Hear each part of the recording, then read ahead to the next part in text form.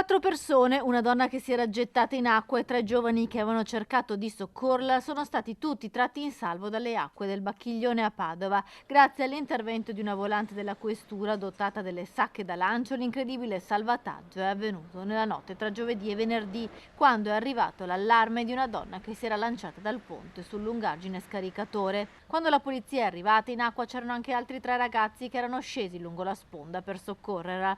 Gli agenti hanno allora preso le sacche in dotazione per il salvataggio in acqua, tenendosi aggrappati alle corde di salvataggio tenute da altri agenti, hanno quindi portato in salvo la donna di 34 anni e altri 3 ragazzi che avevano tentato di aiutarla, una 24enne padovana e 2 fratelli boliviani di 19 e 22 anni. Alla fine sono stati tutti accompagnati in ospedale. Ogni volante della questura è stata dotata di uno di questi dispositivi, una scelta fatta dopo la scomparsa dell'assistente capo Domenico Zorzino, che perse la vita il 3 marzo del 2023 nel tentativo di salvare un uomo finito con la sua auto nel canale Gorzone.